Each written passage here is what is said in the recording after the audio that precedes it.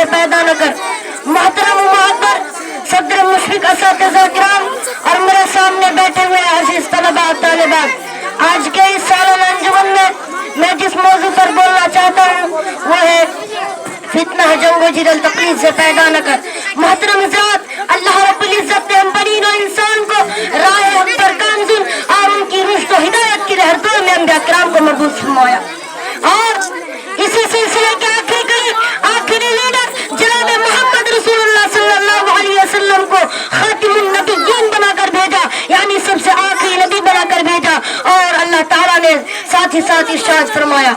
الیوم اکملت لکم دینکم، کہ آج ہی تمہارے لیے دین کو مکمل کر دیا ہوں۔ اب اس دنیا میں انسان کے ارتفاع کے لیے نہ کوئی نبی اور نہ کوئی رسول آئے گا، اور رہتے دنیا تک کوئی نئی شریعت آئے گی۔ آپ صلی اللہ علیہ وسلم نے لوگوں کے احکام و مسائل کو واضح کیا، اور اللہ تعالیٰ نے ارشاد فرمایا وَأَنزَلْنَا إِلَيْكَ الذِّكْرَ لِتُبَيِّنَ لِلنَّاسِ مَا نُزِّلَ إِلَيْهِمْ، کہ یہ ذکر کتاب ہم نے آپ کی طرف اتارا ہے کہ لوگوں کی جانب جو نازل کیا گیا ہے آپ اسے کھول کھول کر بیان کر دے، شاید کہ غور و فکر کرے۔ محترم حضرات، اب خلفائے راشدین، صحابہ کرام، اہل بیت، تابعین، محدثین کرام،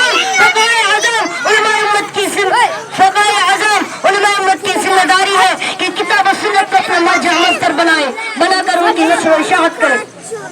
اور جب کوئی اختلافی مسئلہ درپیش ہو تو اللہ تعالیٰ نے ساتھ ہی ساتھ ارشاد فرمایا یا ایھا الذین آمنوا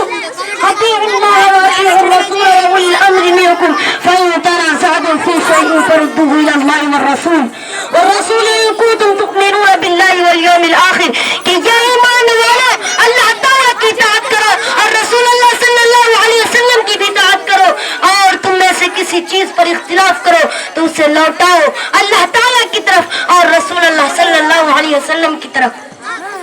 اگر تم اللہ تعالیٰ پر ایمان رکھتے ہو اور قیامت کے دن پر ایمان رکھتے ہو۔ محترم حضرات، حکم خدا بندی اور فرمان رسالت کو مرکزی حیثیت دے کر اس سے مسائل کا استنباط کرے، احکام و مسائل کو باطل استدلالات سے منزہ کر کے اس کو لوگوں پر واضح کر دے۔ علماء حق کے ذریعہ ان مسائل استنباط استدلال میں اگرچہ ان کے خطا و صواب دونوں کا احتمال ہے، جو کہ باعث اعلان و تعین نہیں بلکہ موجب اجر و ثواب ہے، کیونکہ نبی کریم صلی اللہ علیہ وسلم نے ایسے ہی لوگوں کو خوشخبری سنائی ہے۔ لہذا باعث رحمت و مستحق اجر و ثواب ہے وہ ائمہ کرام، علماء اعظم، جنہوں نے کتاب و سنت سے اجتہاد کر کے اس کو مسائل شریعہ کو واضح کیا اور انہیں مقدسہ کتاب و سنت سے آگاہ کیا۔ ایسے لوگوں کی خیریت بیان کرتے ہوئے امام کائنات رحمت للعالمین صلی اللہ علیہ وسلم نے بھی خوشخبری سنائی تھی۔ محترم حضرات، یہ حقیقت ہے کہ خطا و نقص سے ذات نبوی صلی اللہ علیہ وسلم کے علاوہ اور کوئی ذات پاک نہیں، چاہے وہ کتنا ہی بڑا اور مجتہد اور فقیہ ہی کیوں نہ ہو، نیز کوئی عالم جملہ علوم کتاب و سنت کا حق کا دعویٰ نہیں کر سکتا، کیونکہ یہ عین ممکن ہے کہ کوئی دلیل شرعی ان تک پہنچی ہی نہ ہو اور ان کا موقف اس مسئلہ میں اجتہاد کر کے ہو جو ثابت شدہ ہے۔